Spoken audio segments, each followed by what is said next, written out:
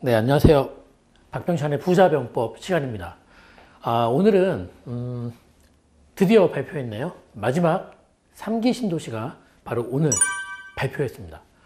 먼저 오늘 내용 중에서는 고양시 창릉지구, 이 고양시에 발표한 3기 신도시에 대해서 알아보는 시간을 갖겠습니다. 자, 바로 오늘 나왔어요. 그래서 이제 수도권 주택 30만 호 공급 목표 중에서 그동안 지금 19만 호를 발표한 상태고, 오늘 바로 11만 호 발표를 했기 때문에 도합 30만 호 공급 발표 계획은 오늘부로 완료된 상태입니다. 자, 3차 신주택지 추진 계획 내용을 보겠습니다. 자, 주택시장 안정을 위해서 정부에서 30만 호 공급 계획을 발표했었죠. 작년 9.13 대책 때 말입니다. 그리고 나서 발표한 게 1차로는 3만 5천 호, 2차로는 15만 5천 호, 합치면은 이제 19만 호를 발표했었고요. 30만 호에서 부족한 11만 호가 바로 오늘 발표가 나온 것이죠. 자, 그래서 먼저 발표했던 거는 뭐 남양주, 왕숙, 하남, 교산, 인천, 계양 등 대규모 택지, 과천은 대규모가 아니니까요. 제외하면 세 군데고, 오늘 발표한 11만 호 내용을 한번 보시면은, 자, 보면은 고양하고 이제 부천, 고양에서는 창릉, 그리고 부천의 대장지구, 요거는 다음 시간에 알아볼 겁니다. 오늘은 좀 더 면적이 확실하게 이제 압도적으로 큰 고양부터 알아볼 겁니다. 고양이 3만 8천 호, 그리고 부천이 2만 호입니다. 둘 다 서쪽권에 있죠. 그러니까 지난번에 남양주 왕숙, 그리고 뭐 하남, 교산, 전부 다 수도권 동측편이었기 때문에 그 당시에 언지를 줬죠. 다음에는 좀 이 지역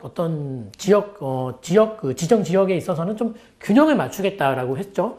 따라서 지난번에 동쪽에 큰 데 두 개였으니까 이번에는 아마 서쪽 편이지 않겠냐 해서 많은 분들이 이제 광명 쪽을 많이 거론했었는데, 광명이 어떤 그 반발이 두려웠나 봅니다. 광명을 제외시키고 고양하고 부천으로 좀 방향을 잡은 것 같아요. 그러면 이 두 지역에서 이제 신도시에서 두 개 합치면은 5만 8천 호고요. 그리고 중소규모, 신도시 말고 중소규모 급으로는 이제 그 도심권의 국공유지나 유휴, 군부지 이런 곳에 26곳에 이 5만 2천 호.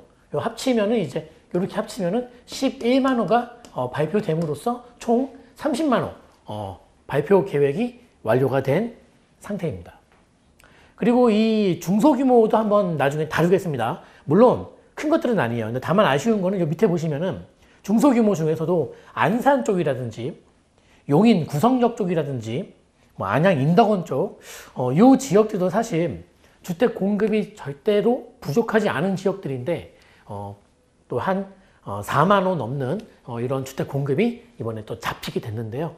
요 지역들은 좀 규모 자체가 크진 않기 때문에 일단은 오늘 분석에선 제외했고, 오늘은 고양시 창릉지구에 대해서 일단 알아보는 시간을 갖겠습니다. 네, 먼저 지도를 먼저 한번 보실까요? 지도를 한번 보시면은 이렇게 보시죠. 지난번에 먼저 발표한 것은 이 하남 교산, 그 다음에 그 남양주 왕숙은 1, 2가 있죠. 그리고 인천 계양 이렇게 발표를 했고요. 오늘 발표한 게 이제 고양시에 있는 창릉, 그리고 부천 대장을 발표한 것입니다. 그러면 이제 서울 가운데 중심을 놓고 봤을 때는 동측편에 큰 택지가 2개, 그리고 남쪽에 조그만한 과천, 서쪽 편으로 이렇게 3군데 이렇게 이제 균형을 이루게 됐네요. 경부 축은 그래도 좀 많이 피해간 상태네요. 공급에 있어서는. 자, 먼저 오늘 고양 알아보겠습니다. 창릉동, 용두동, 화전동에 있다고요. 무려 246만 평이라는 압도적으로 큰 그런 면적을 보여주고 있습니다. 그 중에서 약 41만 평, 3만 8천 호를 짓고요. 41만 평을 자족 도시로 만들겠다라는 건데요. 뭐 항상 나오죠. 판교 테크노밸리, 제1 테크노밸리의 2배가 넘는 규모이다. 그리고 녹지도 많이 만들겠다라고 이제 발표했는데요. 요게 이제 개발 구상도인데, 일단 위치를 한번 제가 보여드릴게요. 제가 고양시 창릉지구를 지도에 한번 표시를 해 보겠습니다. 먼저 이렇게 보실까요? 여기가 대곡역, 능곡역, 방매역이고요. 화정역 3호선이 위치하고 있죠. 그리고 여기가 이제 화전역, 여기는 화정 3호선, 여기는 화전, 경의중앙선이죠. 여기가 이제 향동지구예요. 향동지구고 삼송지구 있고 원흥지구 이렇게 있는데요. 이번에 이제 발표한 그 위치를 한번 제가 그림으로 그려보겠습니다. 이런 식이죠. 이렇게 와서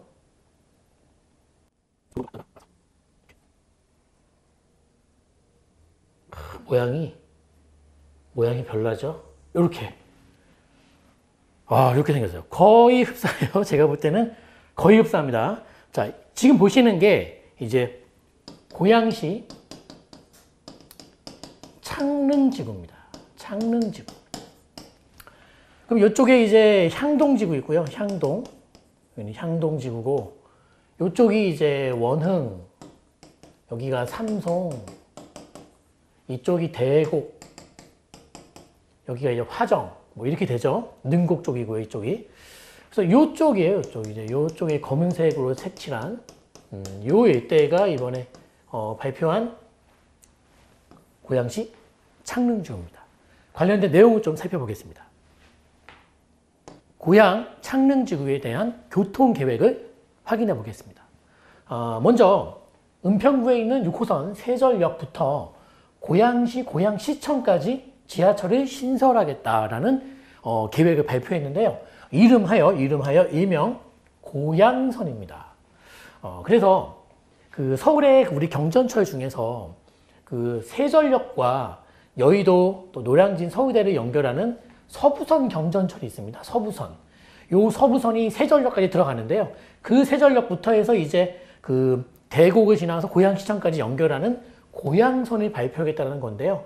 향동지구 들어오고요. 향동지구에 들어오고, 그리고 그 이번에 발표한 창릉지구에 새로운 역사를 3개를 만들고요. 그 다음에 이제 화정지구에 하나 들어오고요. 그다음에 대곡역에 들어오고요. 그럼 대곡은 이 3호선과 경의중앙선과 대곡 소사선 공사하고 있고 GTX-A까지 들어오면 4개인데 이 고양선까지 하면 총 뭐예요? 5개의 지하철이 들어오게 되네요. 항상 강조하지만 대곡역을 주목하라고 얘기하는 게 벌써 5년 연속 내내 말씀을 드리고 있죠. 그리고 이제 마지막으로 고양시청역으로 이 지하철이 들어가는데요. 요 관련된 그 역사를 한번 제가 지도로 한번 보여드릴게요. 자, 어느 자리에 신설 역사가 개통되는지 요 지도로 한번 말씀을 드리겠습니다. 자, 먼저 여기가 잘 안 보이죠? 이게 오늘 발표한 자료인데 해상도가 많이 낮아요. 여기가 대곡역이에요. 대곡역. 대곡역이고 여기가 3호선 화정역입니다. 화정. 대곡에서 화정 밑에, 대곡 동측편, 화정 남측편에 여기 화정지구에 하나 들어오고요. 물론 고양시청 이쪽, 고양시청 쪽, 고양시청 쪽에 하나, 대곡에 둘, 그 다음에 이제 오늘 발표한 창릉지구에 셋, 넷, 원흥지구 옆입니다. 이쪽 4번째 역사는 원흥지구 옆에 넷, 그 다음에 망월산 쪽으로 들어갑니다. 5, 그 다음에 세절역이 6, 향동지구 6, 그 다음에 세절역이에요. 7. 자, 그러면 대곡역에서 동측편으로 들어와서 화정지구에 하나 들어오고요. 그 다음에 창릉지구에 하나, 둘, 셋 놔주고, 그 다음에 향동지구에, 죄송해요. 이건 원흥이 아니라 향동지구입니다. 향동지구. 여기 활차후에 향동지구예요. 향동지구에, 그 다음에 세절역. 세절역부터는 뭐예요? 이렇게 내려오면 뭐죠? 이쪽으로, 이게 뭐예요? 서울시 경전철 서부선. 여의도까지 이어지죠? 서부선으로 내려가는 것이죠. 여의도 지나서 뭐예요, 이제? 서부선이죠? 서부선은 여의도를 지나서 이제 서울대까지 연결이 되는 것이죠.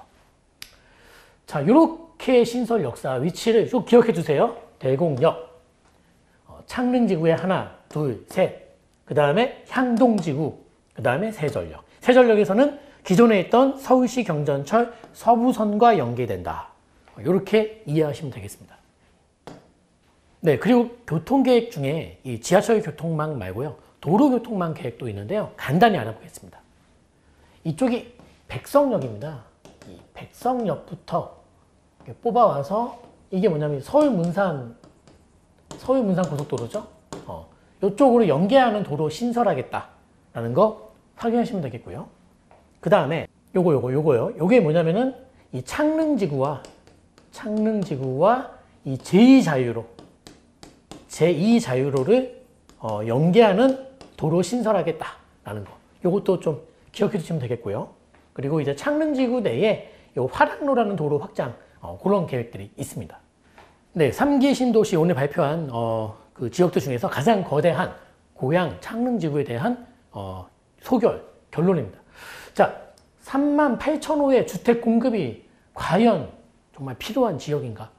요거는 지난번 계양 테크노밸리를 비롯해서 사실 이 3기 신도시 발표 지역 전체에 해당하는 질문입니다. 저의 대답은 단호하지만 NO, 필요 없다. 그럼에도 불구하고 이렇게 많은 세대 주택 공급이 사실 좀 부담스럽다. 그리고 정부의 어떤 그 정책에 왜 30만 원가 등장했는지 그 이유는 모르겠습니다만은 뱉은 말 30만 원 주택 공급이라는 것을 정해놓고, 그러니까 이거죠. 이런 이 고양 창릉지구 또는 남양주 왕숙, 뭐 하남 교산에다가 또는 뭐 과천에다가 계양 테크노밸리에다가 여기 주택이 부족하니까 여기 집을 지어서 이 지역의 주택 공급도 해소하고 또 서울 집값을 또 이렇게 좀 누르는 서울 수요를 좀 분산시켜서 서울 집값 상승을 좀 억제하는 이런 효과를 겨줄 수 있겠구나. 그래서 여기다 해야 되겠구나. 이게 아니라 30만 원 공급을 하긴 해야 되겠는데 어디다 도대체 할까? 제일 반발이 좀 적을 만한 자리는 어디일까? 뭐 이런 식의 어떤 정치공학적인 그런 계산으로 인해서 지정된 게 아닌가 싶어요. 필요 전혀 없는 자리거든요. 아쉽습니다. 자, 문제점도 많이 우려되는데요. 특히나 이런 문제점도 보입니다. 일단은 인근 집가 상승의 부작용. 자, 집가 상승. 이 정부는 집값 잡는 데는 혈안이 되어 있는데 집가를 잡는 데는 거의 뭐 신경 안 쓰고 있죠. 그래서 지금도 문제가 이 집값이 문제인 게 아니라 이 집값, 땅값이 지금 문제거든요. 땅값이. 뭐 그냥 상승이 아니라 이건 초급등세를 보이고 있죠. 참 모르겠습니다. 이거 지금 이 창릉지구 일대 또 이제 오늘 나왔으니까 말인데요. 그 주변 일대, 뭐 대곡역을 비롯해서 그러니까 고양시 일대 토지 중에 안 오를 땅이 없습니다. 지금 그렇게 심각한 상황으로 보시면 되겠습니다. 따라서 기본적으로 지금 이 고양시 일대의 3기 신도시 발표는 그 주택시장보다는 토지시장의 큰 자극, 그 주택시장은 보합 내지 약세 흐름으로 판을 조성하는 그런 시장의 어떤 흐름을 조성하는 결과치로 나올 것 같습니다. 자, 그리고 추진 반대 및 추진 시 불투명하다. 그리고 이제 피해 지역도 나올 것이고 이제 희망 구분이 될 수 있다. 자, 이거죠. 일단은 그 추진을 반대하는 경우에는 피해가 우려되기 때문이고요. 그리고 기다리는 분들, 3기 신도시를 기다리는 분들에 있어서는 이 시기가 굉장히 이제 불투명하다라는 것도 아셔야 됩니다. 일단 피해 지역은 그 주변 일대의 구축 아파트들입니다. 그리고 구축 아파트들이고, 그리고 이 고양시 쪽 인접한 우리 또 뭡니까 이제 2기 신도시 운정이 있죠. 2기 운정이 있는데 뭐 이런 지역들이 저는 좀 피해를 본다라고 봐요. 왜냐면은 운정에 아무리 GTX가 들어온다 한들 우리가 어떤 좋은 급행 철도망으로 모든 생활이 이루어지진 않습니다. 분명히 이제 도로 교통도 중요하고 말입니다. 그런데 운정에 지금 현재 GTX만 기다리고 있는 상태고 사실 어떤 도시의 어떤 그 질적인 측면에 있어서는 완성도가 높진 않거든요. 그런 상태에서 운정과 서울 사이에 더 가까운 자리에 이렇게 또 지금 뭐 여기도 창릉지구도 마찬가지고 옆에 이제 대곡역도 개발하면은 공급을 할 거거든요. 주택 공급을. 그럼 운정과 서울 사이에 서울시가 더 가까운 자리에 이런 대규모 공급들이 진행되고 이루어진다라는 게 운정의 입장에서는 좋은 일은 아니죠. 그리고 분명히 말하지만은 이 3기 신도시는 서울에 있는 수요를 가져오면 뭐 문제 없습니다만 서울 수요를 못 가져오게 됐을 때에는 어떤 일이 벌어지냐면은 그 지역에서 수요를 다시 흡수하거든요. 그러면 만약에 일산이나 지금 뭐 우리 일산 동구 쪽에서 그 덕양구 이런 자리에서 이 3기 신도시도 수요가 빨려 들어가면 그럼 덕양구나 일산 동구 쪽에는 새로운 수요 공백이 또 생기거든요. 이게 그러면 피해를 볼 수밖에 없는 일이 벌어진다는 것이죠. 참 안타까운 일인데 뭐 아무튼 그렇습니다. 그러니까 이 서울에서 수요를 흡수하지 못한다면은 해당 지역, 즉 고양시에서의 수요를 흡수하게 돼 있다. 3기 신도시란. 그러면 이 수요의 이탈이 벌어지면서 수요 공백이 생기게 된다. 그게 이제 일명 피해 지역이다라는 것인데 해당 지역에서는 구축 아파트들 그리고 좀 떨어져 있긴 합니다만은 운정 같은 이런 지역들이 이 3기 신도시 발표로 인해서 속이 타지 않을까라고 보여지고요. 추진 시기도 왜 중요하냐면은 사실 그동안 우리 1기 신도시 또 2기 신도시에 있어서 그 집값이 정말 잡히는 케이스의 경우는 이겁니다. 발표로 인해서는 단기적인 심리 안정입니다. 심리적인 안정을 취하는 것이고요. 정말로 집값 잡는 시점은 입주가 임박하고 실제 입주가 이루어졌을 때 이제 정말 가격 안정이 나오거든요. 근데 이 입주까지는 정말 큰 이런 반대라든지 난항이 예상되고 굉장히 장기화될 수 있다는 것입니다. 따라서 솔직히 우리 지금 2기 신도시 이제 시작하는 곳들도 있지 않습니까? 마찬가지입니다. 그래서 너무 예민하게 초반에 반응하실 필요는 없습니다만 이게 정말로 진행이 잘 되고 입주가 이제 눈앞에 보이는 날이 온다라면 제 생각에는 아까 봤던 우리 이런 피해 지역들은 좀 신속히 매도하고 정리해서 대피해서 나오시는 게 맞다 이렇게 보여집니다. 그 말씀을 드리고 싶어요. 그리고 이 고양선 우리 아까 봤죠. 그 고양시청, 대곡, 또 이제 창릉지구의 새로운 3개, 향동지구, 그 다음에 이제 세전역에서는 서부선으로 이어지죠. 요 고양선에 대한 역사 위치 다시 한번 좀 여러분 파악해 두시고요. 수혜 지역도 좀 파악해 두시면 어떨까 싶어요. 왜냐면은 이 고양선으로 인해서 수혜를 볼 수 있는 자리 중에서는 뭐 다양한 지역들이 있는데요. 특히나 뭐 봤을 때 뭐 대곡역에 있다든지 그리고 대곡역은 지금 지하철이 4개 잡혀져 있는데 하나 더 들어오면 5개나 되겠죠. 그러면 단순하게 그 개발을 한다 해도 뭐 이렇게 조그맣게 개발하는 게 아니라 이렇게 지하철이 5개가 교류하는 자리들은 거점이죠, 거점. 누가 말해도 이거는 누가 보더라도 부동산 정말 아무것도 모르시는 분이 봐도 거긴 거점이라는 거예요. 그러면 개발의 규모가 굉장히 거대하게 나올 수 있다는 소리겠죠. 대곡역 주목할 필요가 있고 또 향동지구. 향동지구도 지금 교통편이 꽤 많이 불편한 자리인데 고양선이 들어오게 된다라면은 빠르게 좀 서울 쪽으로 이동할 수가 있는 것이고 또 하나 이 고양시 창릉지구에 있어서는 그겁니다. 이 도시가 연계되는 건데요. 보세요. 자, 뒤에 나올 거예요. 도시의 연계로 인한 장기적 시너지가 기대된다. 자, 제가 이 과천 신도시 분석할 때 해드린 거죠. 그리고 지도를 보여드리면서 과천 신도시 개발이 왜 중요하냐.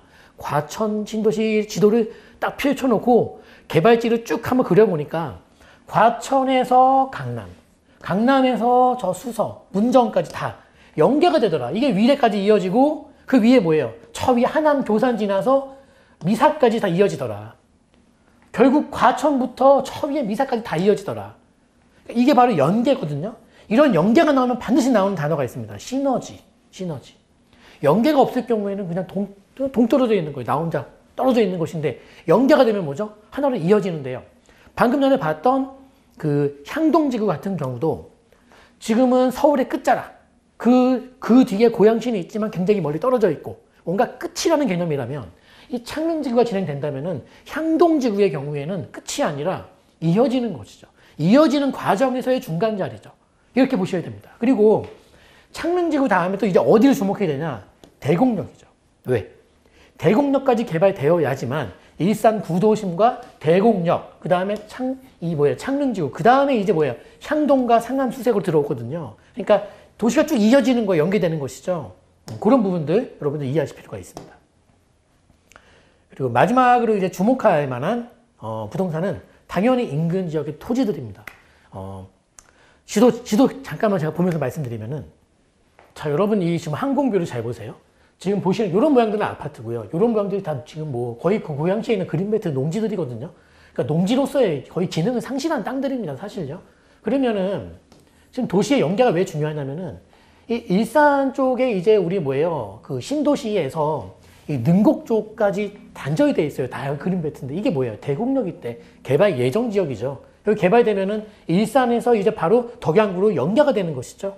그 다음에 덕양구 이쪽에서 덕양구에서 향동지구까지 지금 이게 맥이 딱 끊어져 있는 여기가 지금 이번에 발표한 창릉지구라는 것이죠. 그러면 다 이어지는 거예요. 일산에서 일산 신도시에서 뭐예요?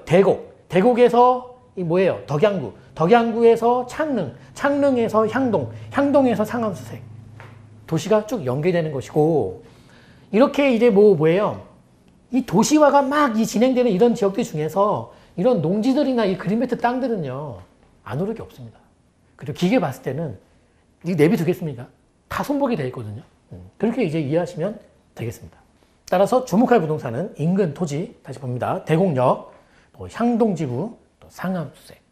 상암수색은 왜 갑자기 상암수색이냐?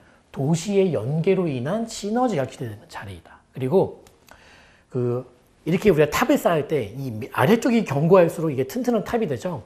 부동산이라는 것도 탑으로 비유하면은 서열이라는 게 있다. 그러면 이 서부권에서의 어떤 그 중요 자리는 상암수색이 저 꼭대기에 있는 거예요. 그리고서 이 서열이 쭉 있죠. 그러니까 아래쪽이 점점 견고해지니까 어떻게 되죠? 상암수색 당연히 이제 수혜받는 것이죠. 이런 식으로 이해하시면 훨씬 더 공부하기 재밌어지죠.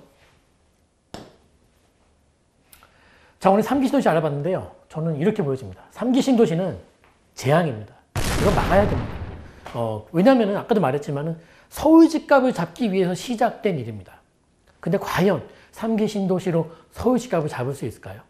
오히려 방금 전에 봤던 것처럼 상암수색처럼 서울 지역의 어떤 서열 관계상 더 견고하게 만드는 일이 벌어질 수 있고 또 정말로 집이 부족한 서울 쪽에는 공급이 막히고 집이 남아도는 이 경기 인천 쪽에는 더 많은 집을 공급하고 해서는 안 되는 일을 지금 정부 정책으로 벌이고 있는 거라고 저는 보고 있거든요. 그리고 이게 분명히 이 3기 신도시 발표만으로 지금 집가가 폭등한 곳들이 속출하고 있습니다. 그리고 땅값이 올랐을 때 우리 집값 오르는 것보다 사회적으로 더 많은 문제가 야기된다. 그거는 이 정부 끝날 때쯤이면 우리가 눈으로 다 확인할 수 있습니다. 그날 다 옵니다. 무슨 말인지요.